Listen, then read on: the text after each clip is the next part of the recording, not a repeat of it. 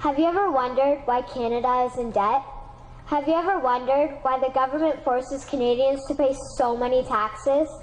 Have you ever wondered why the bankers from the largest private banks are becoming wealthier and the rest of us are not? Have you ever wondered why the gross national debt is over $800 billion? Or why we are spending $160 million a day on the interest of the national debt? That's $60 billion a year. Have you ever wondered who receives the $60 billion? What I have discovered is the banks and the government have colluded to financially enslave the people of Canada. I will share with you 3 important points of reference, which will hopefully spark enough interest and concern for you to continue the research on your own and to engage your government to stop this criminal act against the people of Canada. First, we will briefly examine the Bank of Canada. Second, we will see how our banking system works today. And lastly, I will offer a viable solution that we can petition our government to implement. A very little known figure in Canadian history is J.O. McGeer. He was a lawyer, Member of Parliament, and Mayor of Vancouver. His contribution to Canada is probably the greatest in our history. He championed the creation of the National Bank of Canada, whose sole purpose is to create and manage Canada's money. It was formed on July 3, 1934, and owned by all Canadians. Until the 1970s, because of the Bank of Canada, Canada's national debt was held at a constant, manageable level, until the government decided to implement what we now have as our modern-day banking system that is robbing the Canadian people. So how are they robbing us? Allow me to explain how our private banks and government work today. First, the Canadian government borrows money from the private banks. They then lend the debt-based money to Canada with compounded interest. The government then continues to increase taxation of Canadians year after year in order to pay back the interest on the exponentially growing national debt. What results is inflation, less real money for Canadians to spend into our economy, and the real money being used to pad the pockets of the banks. Also, the government gave the banks the ability to loan out money that doesn't exist in the form of loans. When a bank gives you a mortgage, which literally means a death pledge, or a loan, they don't actually give you money.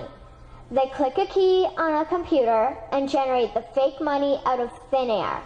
They don't actually have it in their bank vaults. Presently, the banks only have $4 billion on reserve, but they have loaned out over $1.5 trillion.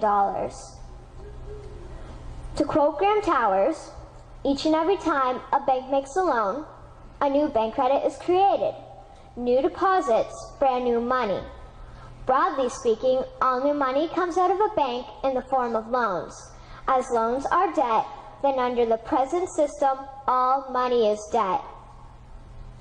What I find interesting is even Jesus, in Matthew 21, drove out the money changers in the temple because they were manipulating the currency to steal money from the people. The private banks are just like the money changers in Matthew 21.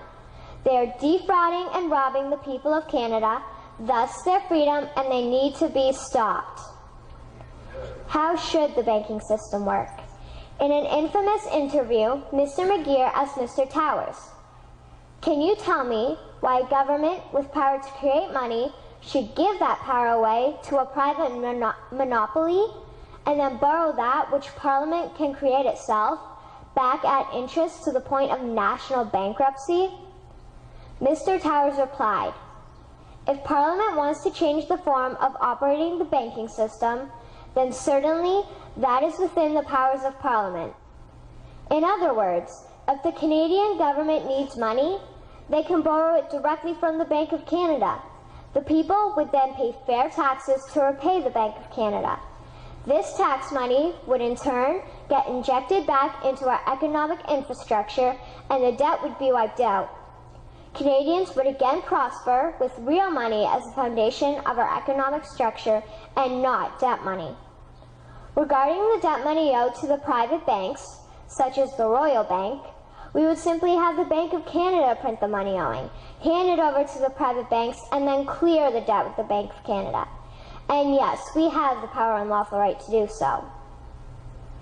In conclusion, it has become painfully obvious, even for me, a 12-year-old Canadian, that we are being defrauded and robbed by the banking system and a complicit government.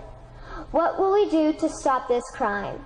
What will we do to ensure that the next generation will live free and clear of the debt-based economy that enslaves them to the banks? Margaret Mead said the following, and I hope that all of you remember this. Never doubt that a small group of people can change the world. Indeed, it is the only thing that ever has. Thank you.